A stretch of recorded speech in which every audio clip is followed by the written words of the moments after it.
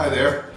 This is the second video I've made specifically for the members of the Central Alberta Woodturners Guild.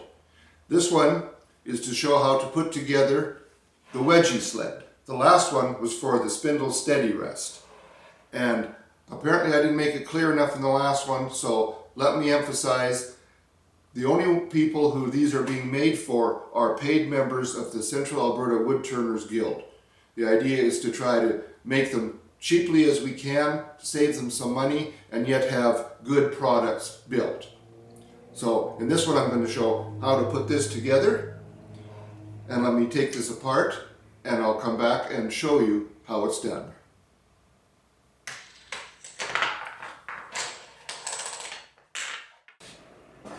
Alright, the first part I'm going to show you is the sled itself. There's also a saw stop, which means you can use that to adjust the length of your segments and keep them all the same. Now, on the bottom of the Wedgie Sled, you can see that there are two slots and two recessed holes. In the recessed holes, I'm using 1/4-inch carriage bolts.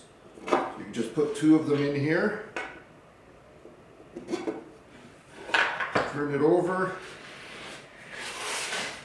and then there are two arms, and you'll use the hole closest to the end to go over these bolts.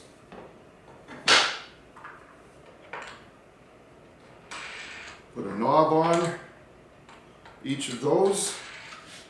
Then I'm using T-slot bolts in the bottom.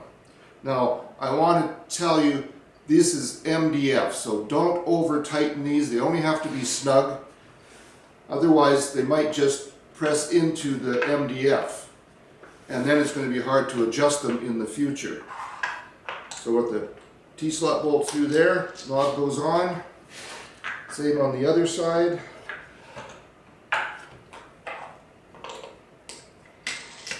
And now if these are left loose, you can see that you can adjust them quite easily. So now you take a wedgie, and I had said I was going to make 8 of them, from 10 to 24 segments. But I managed to squeeze another one onto this sheet, so there's one for 48 segments. Very accurate. I've done one ring of 48 segments, no gaps at all, quite pleased with it. The way this works is you put your wedgie in here and adjust these arms so that they're snug against here. Tighten these up.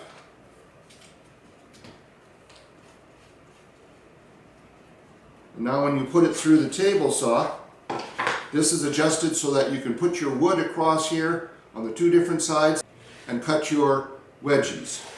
The next step will be to put a runner on here that will run on your table saw.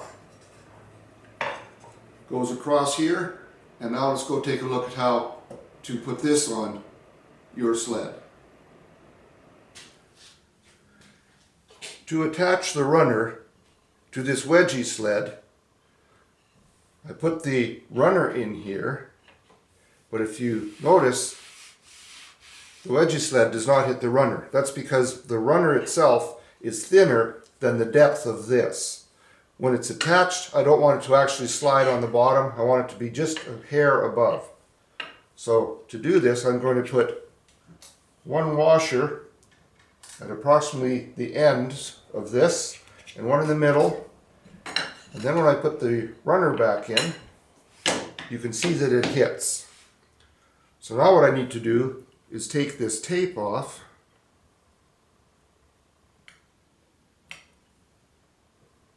Just take this plastic off of the tape.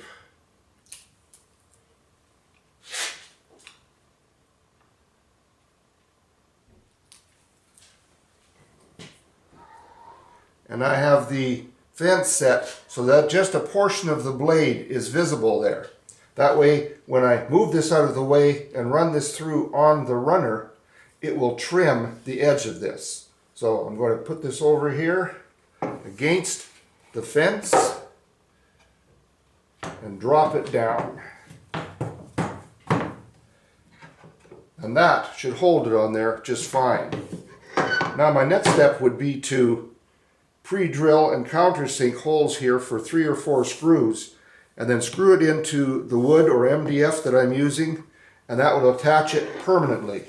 Now, when I move this out of the way, bring the blade up,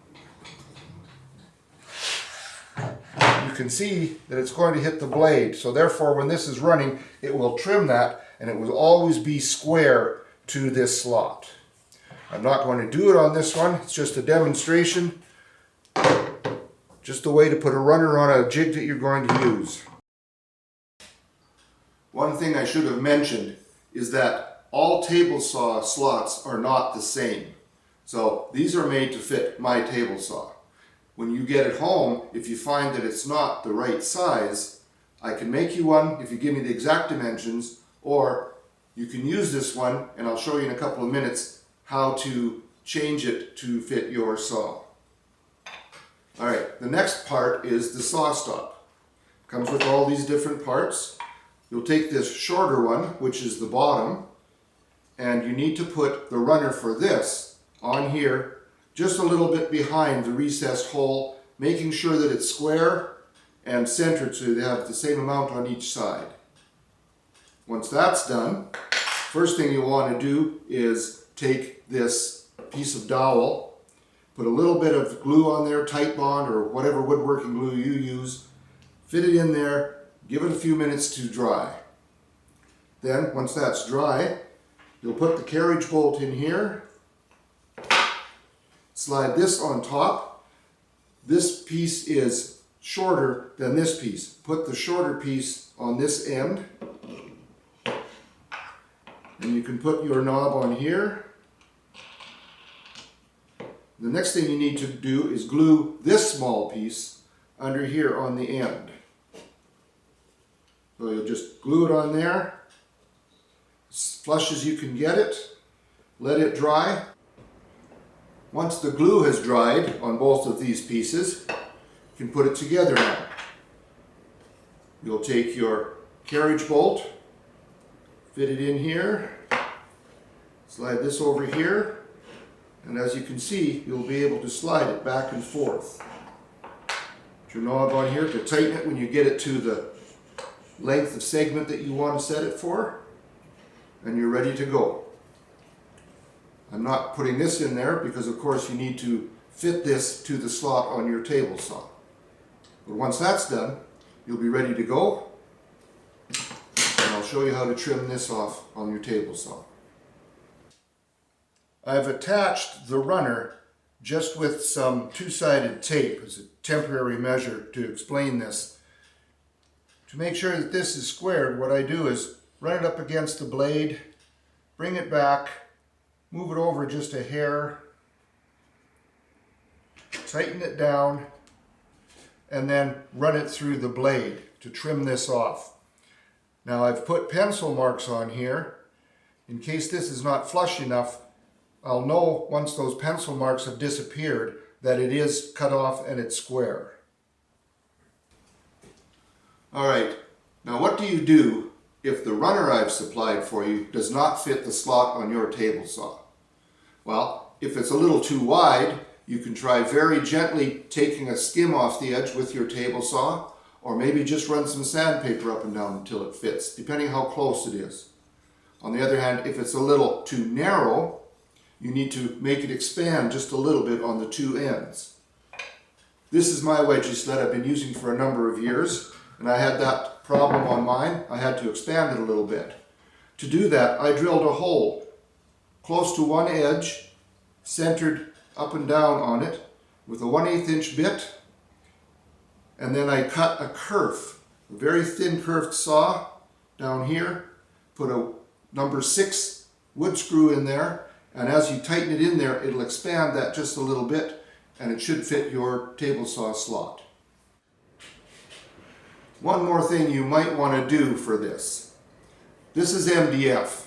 After you have this skimmed off of there, it's fairly easy to damage it, to dent it, to put pits in it.